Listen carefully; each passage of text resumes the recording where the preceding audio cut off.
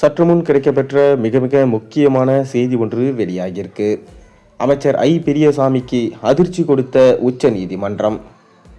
தமிழக அமைச்சர் ஐ. பெரியசாமி கடந்த 2006 to 2011 ஆண்டு வீட்டு வசதித்துறை அமைச்சராக இருந்தபோது வருமானத்துக்கு அதிகமாக 2,01,35,000 அளவுக்கு சொத்து சேர்த்ததா குற்றச்சாட்டு இருந்தது. இதனை அடுத்து லஞ்ச ஒழிப்பு காவல்துறை 2012 ஆண்டு வழக்கு பதிவு செஞ்சாங்க.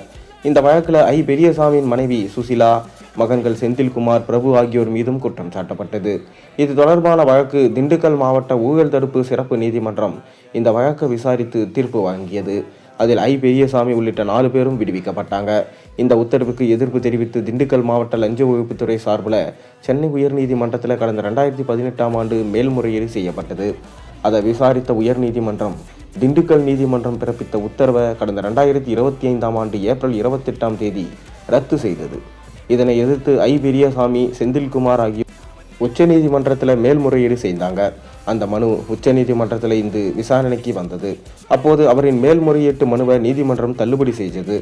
ஏற்கனவே சிறப்பு நீதிமன்றத்தின் உத்தரவை ரத்து செய்ததை எதிர்த்து பெரியசாமி உச்சநீதிமன்றத்தில் தாக்கல் செய்த வழக்கு கடந்த ஜனவரி 5 ரத்து செய்தது.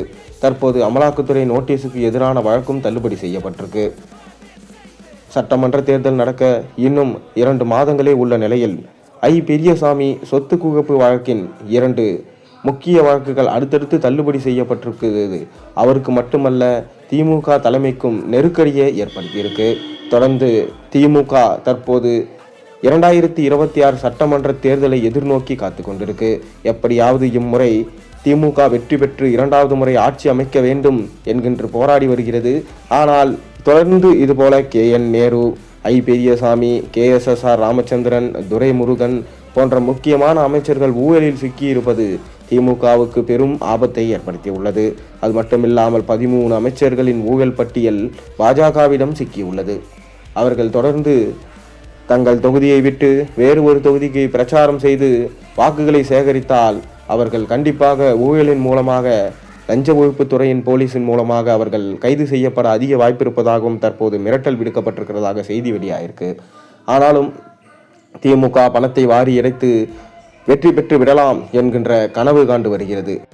ஆனால் அதற்கு வாய்ப்பில்லை என்றும், தொடர்ந்து திமுக தலைவர் ஸ்டாலின் அவர்களின் ஆட்சி அதிகாரங்கள் இன்னும் ஓரிரு மாதங்களில் பறிக்கப்படும். அதன் பிறகு அவரால் எந்த கையெழுத்துகளும் எந்த விஷயத்தையும் செயல்படுத்த முடியாது என்கின்ற தகவலும் வெளியாகியிருக்கிறது. ஒருவேளை ஐ. பெரியசாமி கைது செய்தால் எம்மாதிரியான நடக்கும் என்பதை நீங்கள் கமெண்ட் வாயிலாக தெரிவியுங்கள்.